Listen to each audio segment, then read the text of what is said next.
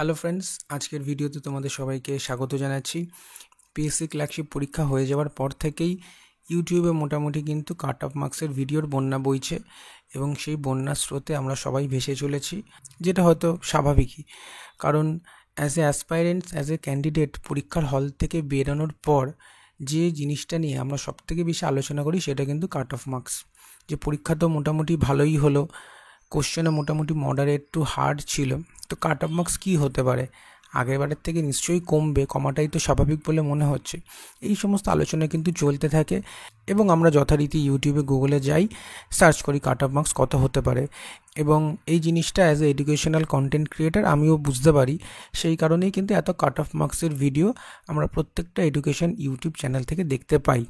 তারা সবাই একটা গাইড করার চেষ্টা করে। তো আজকে আমি পার্সোনালি তোমাদের কিন্তু কোনো কাট অফ মার্কস দেবো না বা প্রেডিক্ট করবো না বা গেস করবো না। আমি যেটা করেছি যে আমাদের বাংলায় যে সমস্ত বড় বড় এডুকেশনাল চ্যানেলগুলো রয়েছে ইউটিউবে, তারা কী কী কাট অফ মার্কস প্রেডিক্ট করেছে এই পিএসসি ক্লার্কশিপ 2024-এর প্রিলিমস নিয়ে, সেগুলো তোমাদের সাথে শেয়ার করব। বড় বড় চ্যানেল ইন দ্য সেন্স, বড় বড় চ্যানেল মানে আমি কিন্তু সাবস্ক্রাইবার্স বেস হিসাবে বলছি। যেমন ধর আড্ডা রয়েছে, আড্ডা 24/7, টেক্সট বুক, WBPSCওয়ালা, দ্য ওয়ে অফ সলিউশন, এগুলো তো বড় চ্যানেল, নাম করা চ্যানেল। তো এই চ্যানেল থেকে কি বলা হচ্ছে সেটা কিন্তু তোমাদের সাথে আমি শেয়ার করব। সবার প্রথমেই দেখো, যে জিনিসটা তোমাদের একটু ছোট্ট করে জেনে নেওয়া দরকার সেটা হচ্ছে যে 2019 সালের পিএসসি ক্লার্কশিপের কাট অফ মার্কস কেমন কি ছিল। তোমরা বক্সের ভেতরে দেখতেই পাচ্ছ, জেনারেল বা আনরিজার্ভড ক্যাটাগরির কাট অফ মার্কস ছিল 65, ওবিসি এ ক্যাটাগরির ছিল 43। ওবিসি এ বলতে এই ক্যাটাগরিতে কিন্তু মুসলিম সম্প্রদায়ের মানুষদের বেশি দেখা যায় বা এই ক্যাটাগরি থেকে বিলং করেন, এবং ওবিসি বিতে কিন্তু হিন্দু সম্প্রদায়ের ক্যান্ডিডেট বেশি। তো ওবিসি এর কাট অফ ছিল 43, ওবিসি বির কাট অফ ছিল 56, এসটির ছিল 48 এবং এসটির ছিল 29। এটা হচ্ছে 2019 সালের কাট অফ। এবার এবছর তো প্রশ্ন কঠিন হয়েছে 19-এর তুলনায়, এটা আমরা সবাই বুঝতে পেরেছি। যদিও কোশ্চেন পেপার আমরা হাতে পাইনি, তবুও এটা ছাত্রছাত্রীদের থেকে আমরা সকলেই শুনেছি, তোমরাও জানো যে প্রশ্ন কিন্তু কঠিন হয়েছিল। তো এরপরে আমাদের কাট অফ মার্ক কী হতে পারে, আড্ডা 24/7 কী বলছে দেখো। আমি যে ভিডিওটা দেখলাম, স্যার বানিয়েছেন, উনি যেটা বলছেন যে ইউআরদের কাট অফ কিন্তু 55 ± 5 হতে পারে।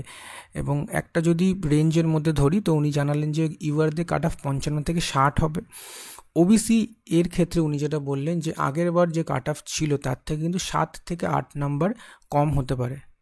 এটা কিন্তু উনি ওবিসির এর ক্ষেত্রে বললেন। মানে ওবিসির এর ধরো 43 ছিল, তাহলে 7 থেকে 8 নাম্বার যদি কম হয় 34-35 এরকম হতে পারে আর কি। ওবিসি বি এর ক্ষেত্রে এই 50-এর আশেপাশেই থাকবে, যেরকমটা ছিল আর কি। এবং এসটির ক্ষেত্রেও কিন্তু খুব একটা চেঞ্জ নেই।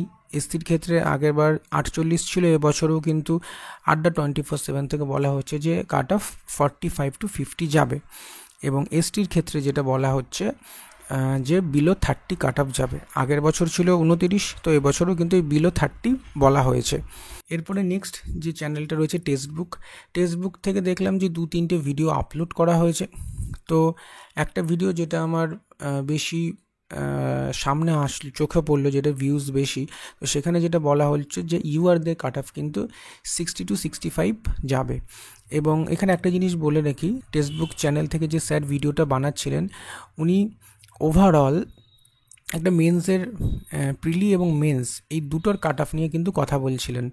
যেমন ধরো আগের বছর প্রিলি এবং মেন্স নিয়ে জেনারেলদের কাট অফ ছিল কিন্তু 137। এবছর উনি যেটা বললেন যে ইউআরদের কাট অফ মোটামুটি 60 থেকে 65 হবে, কম হতে পারে, কিন্তু মেন্সের মানে প্রিলি প্লাস মেন্স ধরে কিন্তু কাট অফ 125-এর মতন হতে পারে, এইটা উনি বললেন ইউআরদের ক্ষেত্রে। আর একই রকমভাবে আড্ডার মতনই, আড্ডা 24/7 মতনই এসসির কাট অফ কিন্তু যেটা বলা হলো যে 45 থেকে 48 এই রেঞ্জের মধ্যে। এসটির কাট অফ এই ব্যাপারে কিছু বলা হয়নি পার্টিকুলারলি, সেই জন্য আমি এই জায়গাটা কিন্তু ফাঁকা রেখেছি। আর ওবিসি এ আর ওবিসি বি এই দুটো ক্যাটাগরি থেকে উনি কিন্তু বললেন যে আগেরবারে যেরকম ছিল এবছরও কিন্তু কম বেশি ওই একই রকমই যাবে। তো টেক্সট বুক থেকে কিন্তু এই কাট অফটা প্রেডিক্ট করা হলো।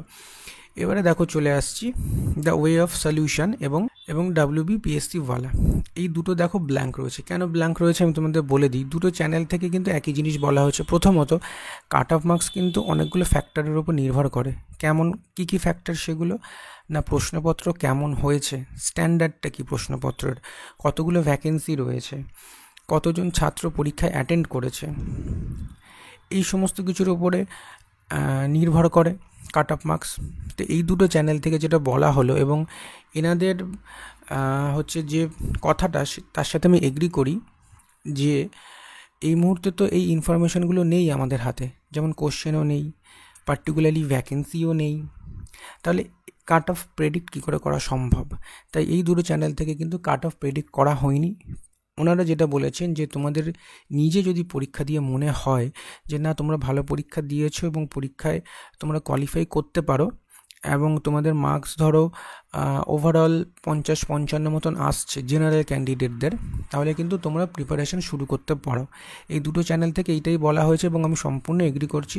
এবং তোমাদেরকে আমি একই কথা বলবো যে তোমাদের যদি মনে হয় যে পরীক্ষা ভালো হয়েছে, 50-55 নাম্বার আসছে, তোমরা জেনারেল ক্যাটেগরির স্টুডেন্ট, তাহলে কিন্তু প্রিপারেশন শুরু করে দাও। কারণ মেন্সের জন্য কিন্তু সময় লাগবে, কারণ এটা তো রাইটিং পরীক্ষা হবে মেন্সে। তো রাইটিং কিন্তু একদিনে হয় না, এটা কন্টিনিউয়াস প্রসেস, ধারাবাহিকভাবে কিন্তু প্র্যাকটিস করে চলতে হয়। আমি বললাম। এবং শেষের যে চ্যানেলটা আমি নিয়েছি সেটা হচ্ছে তপবন স্টাডি সেন্টার থেকে। এখানে স্যার যেটা বললেন, উনি কিন্তু পার্টিকুলারলি এইগুলোই লিখে দিয়েছিলেন আমাদেরকে বোঝানোর সময়। উনি যেটা বলছেন যে ইউআরদের কাট অফ কিন্তু 60 থেকে 67-র মধ্যে যাবে। উনি এখানে বলে রাখি যে ওনার যে স্টুডেন্টস রয়েছে তাদের থেকে উনি যা রিভিউ পেয়েছেন, প্রশ্ন শুনেছেন, তারপরে কিন্তু উনি এই রেঞ্জটা দিয়েছেন। হ্যাঁ, অবশ্যই এখানে ভুলভ্রান্তি হতে পারে, কেউ 100% শিওরভাবে কিন্তু বলতে পারে না। প্রত্যেকটা চ্যানেল থেকে কিন্তু একই কথাই বলা হয়েছে। তবুও এখানে ইউআরদের কাট অফ বলা হয়েছে 60 থেকে 67, ওবিসির এর ক্ষেত্রে 45 থেকে 52, ওবিসি বির ক্ষেত্রে কিন্তু 52 থেকে 59, এসসির ক্ষেত্রে 48 থেকে 55, এসটির ক্ষেত্রে কিন্তু 45 থেকে 42। এখানে যে তিনটে চ্যানেল থেকে নাম্বার দেওয়া হয়েছে প্রত্যেকটার ক্ষেত্রে কিন্তু এসসি ক্যাটাগরির নাম্বারটা আমরা সিমিলার পেয়ে যাচ্ছি। সবাই কিন্তু ওই 48-50 এই রেঞ্জে বলেছে। এখানে এসটি ক্যাটাগরির নাম্বারটা বাড়ানো হয়েছে আর ইউআরের নাম্বারটাও বাড়ানো হয়েছে। কিন্তু এখানে যেটা দেওয়া হয়েছে পার্সোনালি স্পিকিং, যে 60 থেকে 67 হয়তো এত কাট অফ যাবে না ইউআরদের, ডিপেন্ডস আপন ভ্যাকেন্সি না জানতে পারলে কিন্তু আমরা বুঝতে পারবো না।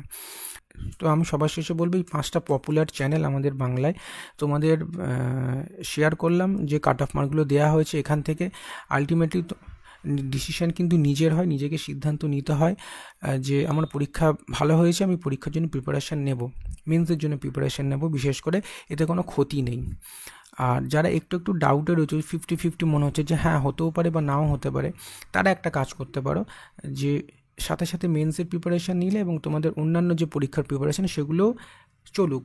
ধরো দিনে 2 ঘন্টা তোমরা মেন্সের জন্য পড়লে আর বাকি সময়টা তোমরা অন্য যে পরীক্ষার জন্য প্রিপারেশান নিতে চাও সেইগুলো কিন্তু নেওয়া শুরু করো। এবং আমি তোমাদেরকে বলি আমি খুব শিগগিরই একটা ভিডিও আনবো যে পার্ট 2 এর মানে মেন্সের জন্য কিভাবে তোমরা প্রিপারেশান নেবে। তো আপাতত আজকের ভিডিও কিন্তু এইটুকুই। আশা করি তোমাদের কিছু ইনফরমেশান শেয়ার করতে পারলাম। তোমাদের যদি ভিডিওটা ভালো লেগে থাকে ভিডিওটা অবশ্যই লাইক করো, আমাদের চ্যানেলটা সাবস্ক্রাইব করো। খুব তাড়াতাড়ি দেখা হচ্ছে নতুন একটা ভিডিওতে। Till then, God bless, take care.